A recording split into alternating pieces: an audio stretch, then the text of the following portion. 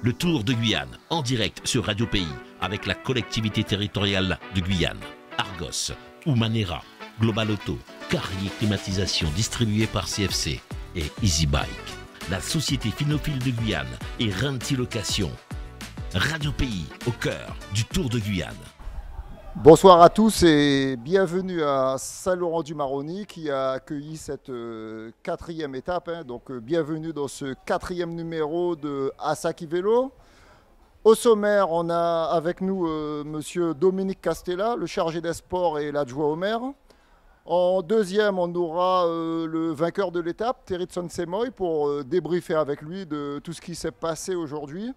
Et puis en troisième, nous aurons avec nous Madame Belloni d'Afropulse.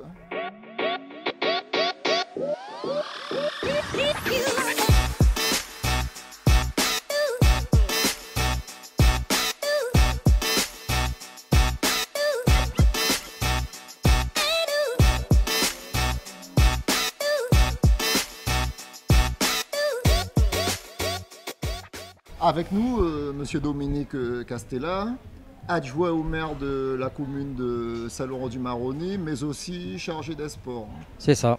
Alors, est-ce que vous pouvez un peu nous expliquer voilà, quelle est la part de contribution de justement Saint-Laurent qui reçoit toutes les années ce tour? Généralement, la caravane s'arrête ici, ça dure 2 jours. Qu'est-ce que vous avez mis en place? Quelle est la valeur ajoutée pour vous par rapport aux années précédentes? Bonsoir à toutes et tous. La valeur ajoutée, c'est surtout de recevoir, c'est un événement majeur, le Tour cycliste. C'est un événement majeur à plusieurs titres. Titre bien sûr sportif pour les cyclistes et toutes les équipes de Guyane et de l'étranger. Mais aussi, ça a un aspect social, puisque ça fait venir le grand public. C'est un événement, une compétition, une manifestation gratuite. Et surtout pour l'économie de la Pairie, ça fait vivre les hôtels, les restaurants, les traiteurs, les exposants. Enfin voilà, c'est pour ça que je dis que c'était vraiment un événement majeur. Et chaque année, on renouvelle notre partenariat avec grand plaisir et grand bonheur au Tour cycliste. Et puis en termes de popularité, l'équipe de Radio Pays, nous avons été impressionnés quand nous sommes arrivés aux abords de cette ligne d'arrivée. Dès qu'on a franchi le cimetière, le dernier rond-point, on a vu énormément de monde. Vous avez mené une campagne de communication où les gens ils savent d'eux-mêmes qu'il y a cet événement qui va arriver à la date précise? Oui, vous me tendez la main, je vais faire une excellente transition pour remercier tous les services de la mairie et bien sûr en particulier le service com qui depuis des jours et des semaines on fait de la très très bonne com au port de la population. Donc, mais voilà, c'est un événement majeur, je le dis, la population attend ça avec grand bonheur. On l'a vu cet après-midi devant la scène avec la distribution de tous les partenaires, des goodies, etc. Et puis la cerise sur le gâteau, c'est, comme je le disais, c'est un Guyanais qui est arrivé en tête sur cette quatrième étape à Saint-Laurent. Donc c'est une fierté. Et puis la visite de Danidan qui a attiré aussi énormément de monde. Donc c'est une double fierté. Donc on peut dire à jamais les premiers, quoi. Effectivement, c'est un bilan plus que positif pour la ville de Saint-Laurent. On sait que par le passé, quand la Guyane, sur les Tours de Guyane, se retrouvait bredouille après 3-4 étapes, eh bien très souvent, Saint-Laurent souriait aux Guyanais. Alors on voit que cette ville, bon, on voit aussi que c'est quand même une ville qui bouge. Il y a du dynamisme à Saint-Laurent, il y a le bassin, il y a tout ce qui se passe sur le Maroni. On voit que dans les domaines, dans tout ce qui est activité, kayak, on voit dans tout ce qui est autour du fleuve, on voit qu'il y a le basket, on voit que vraiment Saint-Laurent ça bouge. Oui, ça bouge. Ça fait, moi pour ma part, c'est ma deuxième mandature, donc on a mis en place un schéma directeur justement pour mettre à disposition de toutes ces associations sportives des infrastructures dignes de ce nom. Alors on ne peut pas se contenter de ce qu'on a fait maintenant, comme je le disais, ça serait trop vite, ça serait aller trop vite, il faut continuer, on continue le schéma directeur. On a encore beaucoup de projets d'installation d'infrastructures, de réhabilitation également, et on est très fiers, c'est une ville d'art et d'histoire, et je fais un petit clin d'œil aussi à la culture, c'est une ville de culture et de sportifs.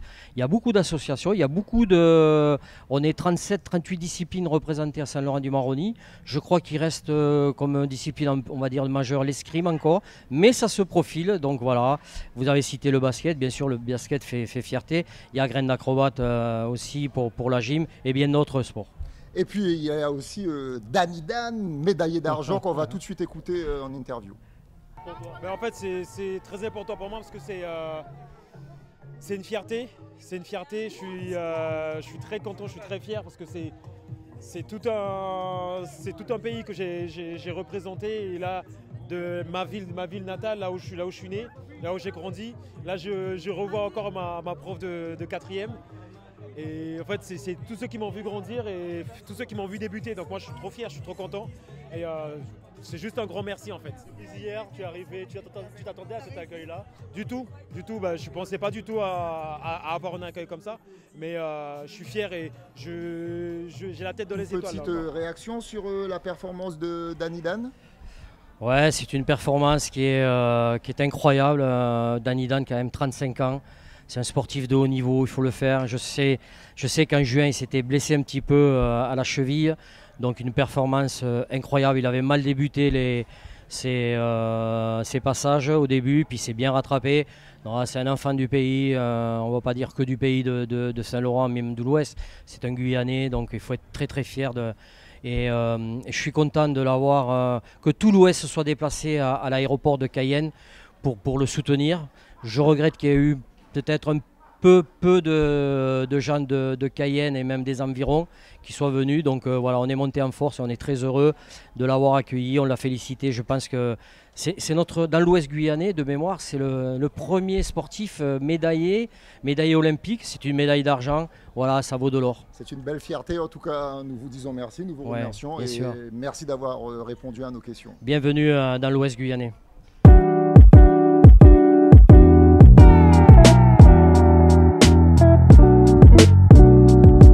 Collectivité territoriale de Guyane, partenaire du maillot jaune. Notre deuxième invité est arrivé, il s'agit de Terry Tsonsemoy qui a offert à la Guyane sa première victoire d'étape. Terry Tsonsemoy, c'est l'homme du jour, c'est l'homme qui a réveillé la Guyane, c'est l'homme qui va faire en sorte qu'il y aura encore plus de monde au bord des routes.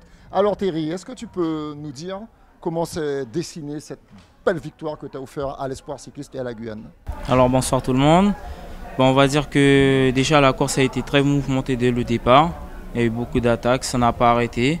Après il y a eu une échappée avec mon coéquipier Myron Stanis qui a fait une très belle course en tête d'ailleurs. Et ensuite moi j'ai pris le groupe de contre avec le maillot jaune.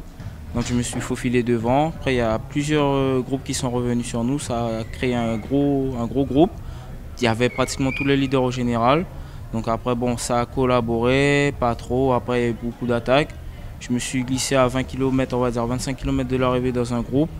Donc après, voilà, ça arrive au bout, je gagne au sprint. Je remercie mes coéquipiers qui, sans eux, je pense que je ne serais pas là. Ils font un énorme boulot pour moi aussi. Les intendants, tout ce qui est cuisinière, soigneur. Et aussi ma famille qui me soutient beaucoup, énormément. Et après, franchement, la Guyane, merci à eux pour ce soutien au bord des routes et tout. Et j'espère que ça continuera. Terry, cette course, elle s'est jouée, on va dire, juste avant le pont de Mana, où vous étiez d'abord 18, ensuite il y en a eu 22, vous étiez un groupe de 22, on avait tous les leaders, il y avait du marquage qui se marquait, il y avait de la tension. Est-ce qu'au niveau de ton staff, au niveau de ton DS, ils t'ont donné des consignes, ou est-ce que tu as dû te débrouiller tout seul au métier et avec ta science de la course? Vous savez, à ce niveau de la course, on n'a pas trop le temps de descendre à la voiture. Donc là, on approche de l'arrivée. Donc on va dire à l'expérience, ça a attaqué sur un faux plan, on va dire, qui fait très mal. Donc on était quand même bien entamé déjà de la course. Donc après, j'ai pu y aller, j'ai sauté dedans. Donc après, j'ai vu que ça a cassé. Donc après, on est arrivé au bout et je suis très heureux. Très très heureux. En plus, on a bien vu, il y avait par moments des cassures, il y avait de la tension. On t'a vu, tu as couru très juste, tu as couru déjà par rapport à tes qualités est très sèche, qui sont des qualités de sprinter. Il a fallu que tu gères un maximum tes énergies de façon à avoir le plus d'influx nerveux pour rallier cette ligne d'arrivée et pour gagner la course. Oui, effectivement, parce que bon, il y en avait qui jouaient le général, d'autres l'étape. Vous savez, tout le monde veut gagner une étape, hein. Il n'y a pas que moi. Donc après, c'est vrai que c'était un peu compliqué, mais vu qu'on avait au moins une minute passée sur le groupe de compte, donc bon, on s'est permis de se regarder, mais bon, après, à la fin, il fallait bien le faire. Bon, après, voilà, Patrice, il a bouché le dernier trou.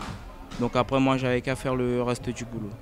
Et puis, dans ce groupe de 22, il y avait le maillot jaune dont nous allons tout de suite écouter l'interview. Ça a été dur. Ça a été animé dès le départ. Ça a bataillé très dur pour essayer de créer l'échappée du jour. Et jusqu'au kilomètre 100, nous, ça nous avantageait. Il n'y avait pas de grosses échappées à contrôler. On arrivait à mettre des coéquipiers devant, donc c'était très bien. Puis après, il y a eu un compte qui est ressorti avec les deux qui étaient derrière moi au général, donc j'ai sauté dessus. Et on s'est retrouvé quasiment les 10 premiers du classement dans le contre. Donc là, il y avait tout intérêt à que ça rentre devant. Et puis après, moi, j'avais pas vraiment à rouler, plus à défendre le maillot. Et dans le final, je me suis fait attaquer dans tous les sens. Et j'étais un peu seul à contrôler et au bout d'un moment, j'ai pas pu sauter sur le néerlandais. Et puis derrière, c'était un peu le chat et la souris.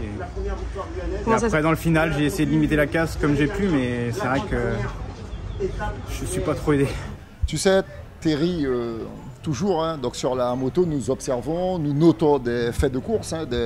On voit des faits de course, des choses bien particulières qui se passent durant la course.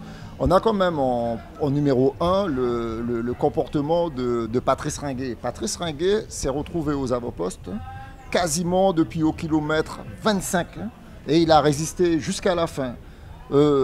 Comment toi tu as trouvé ces performances et est-ce que, on ne va pas parler de collaboration, mais est-ce qu'il y a eu un peu de solidarité entre Patrice Ringuet et toi-même ou est-ce que c'était vraiment du chacun pour soi?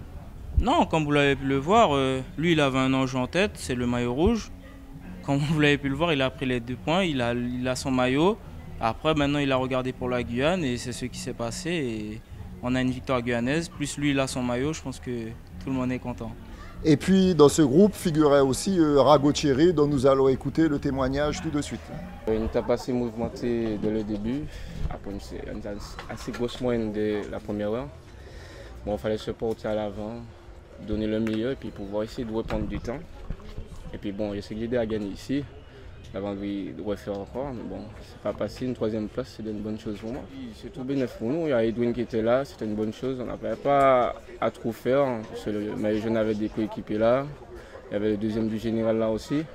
Alors il fallait juste prendre quelques petits relais avec eux, et puis bon, voilà, arriver jusqu'ici. Puis pas faire trop, puisqu'il y a l'étape de demain, on est juste au début de semaine, la semaine est longue. Il faut déjà bien récupérer pour demain. Ouais, vu comment le peloton est arrivé et le nombre de temps aussi, il fallait qu'on ait quand même les 2 gars qui sont dans les 15 au général.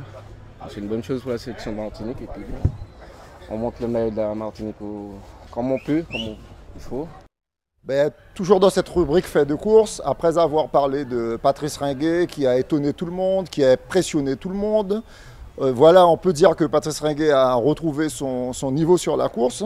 Il y a eu un 2e fait de course parce que quand on a quitté la RN1 et qu'on s'est retrouvé sur la départementale 8 en direction de Mana, il y a eu un premier groupe de 10 coureurs avec des hommes pas très dangereux au classement général, mais il y avait quand même le 6e de ce classement général qui est le coureur Joli Carl du club de Chils.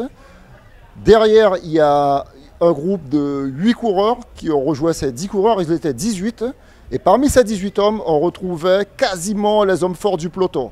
Il manquait 2 coureurs à l'appel, donc il manquait Herman Keller qui occupait le top 10, mais il manquait aussi l'ancien porteur de cette tunique jaune, le coureur des Pays-Bas, le coureur Verzil, Sten, lui manquait à l'appel.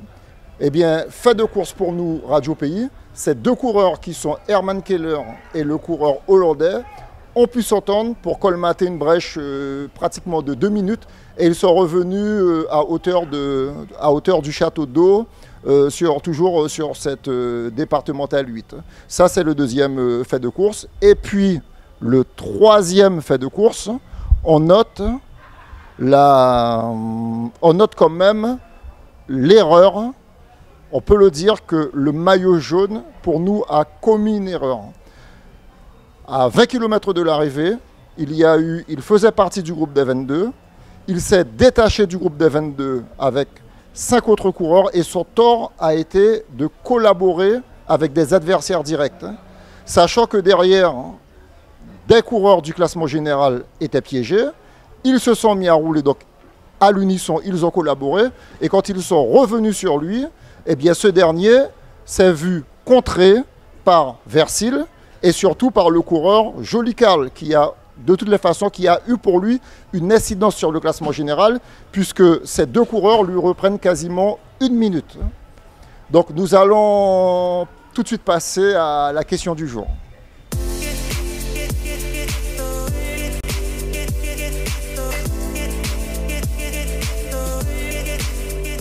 Je me trompe pas, en 2014. T'es sûr? Sûr et certain. Alors là, pendant mon coup de col, en ma dernière, donc en 2019. Ça remonte à déjà 12 ans d'abord. 12 ans, ça remonte à, ça fait quoi, 12 ans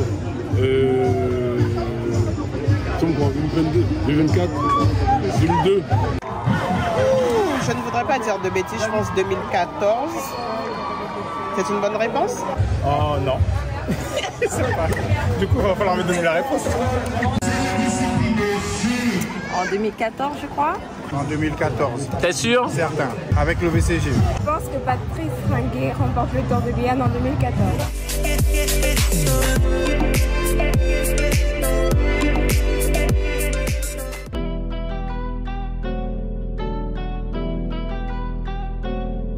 Argos, ciment nous pays. Suivez-nous en radio et sur les réseaux sociaux. Jouez et gagnez un vélo de course avec Argos.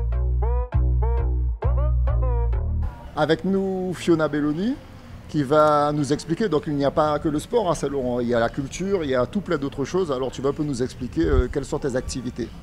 Bonsoir, je suis Fiona Belloni de la marque Afropulse, une marque qui se veut identitaire et qui existe en Guyane depuis 5 ans.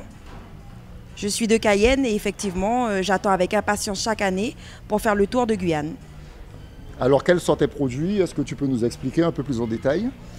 Quand je suis rentrée en Guyane après mes études et ma carrière professionnelle, on va dire en itinérance un peu partout dans le monde, j'ai décidé de faire quelque chose de nouveau pour la Guyane parce que je me suis rendu compte qu'il n'y avait pas de marque identitaire. Et la complexité a été de représenter tous les peuples et les cultures guyanaises à travers, au départ, des portraits. Donc on est passé par les Hmong, les Bushinengue, les Brésiliens, enfin toutes les cultures. Et on a pu se rendre compte qu'il y avait énormément de brassage culturel en Guyane et qu'il y avait surtout de la demande. On était en demande en Guyane d'identité, de se reconnaître et de se reconnecter surtout avec nos racines. Écoute Fiona, est-ce que tu aurais un message à faire passer à bien ceux qui voudraient un peu mieux te connaître? Est-ce que tu pourrais nous dire si tu as un siège local où ils peuvent te retrouver? Alors c'est vrai qu'on est reconnu en Guyane pour être une marque identitaire, mais surtout en itinérance. Donc on fait énormément de ventes éphémères, on se balade un petit peu en Guyane pour faire aussi en ce moment connaître des lieux d'exception, des criques ou des villages en Guyane, parce qu'on met nos produits en exergue dans ces lieux-là pour mieux les faire connaître ou reconnaître. Et sinon, on peut nous trouver à notre showroom à la Cité Grande tous les mercredis et les vendredis après-midi pour nous connaître un peu plus et pour faire des achats de coup de cœur. Eh bien, merci Fiona pour toutes ces explications et tout de suite, eh bien, un tour à Saint-Laurent-du-Maroni.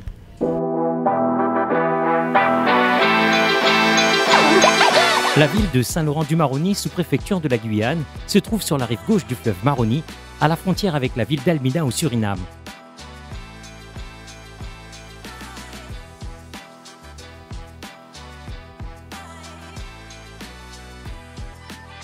Les deux villes sont reliées par le bac La Gabrielle et par un ballet quotidien du pirogue traditionnel. Fondée en 1858, Saint-Laurent-du-Maroni, avant de devenir une commune, a accueilli l'administration pénitentiaire où étaient envoyés les prisonniers français condamnés aux travaux forcés. Le camp de la transportation, situé au cœur de la ville, est l'une des principales traces de la période du bagne. Aujourd'hui, il est devenu un site historique et culturel important, attirant de nombreux visiteurs.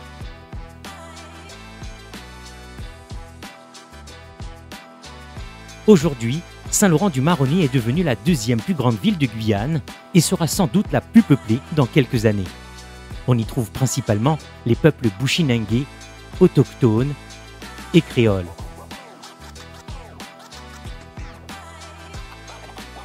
Saint-Laurent-du-Maroni marque l'arrivée du Tour de Guyane dans l'Ouest.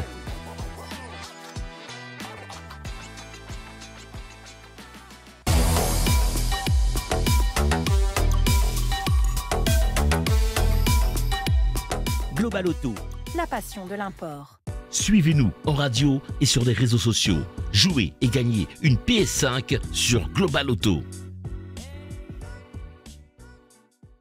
Eh bien, nous continuons cette émission avec quand même un petit rappel de ce classement général qui s'est vu chambouler à l'issue de cette quatrième étape, puisque désormais nous retrouvons Aspot Anthony de la Team Borner. En deuxième position, nous avons Versul Sten, l'ancien porteur de la tunique jaune qui se replace à la deuxième place. Et donc l'étau se resserre puisqu'il n'a maintenant un retard que de 24 secondes sur le coureur de Borner.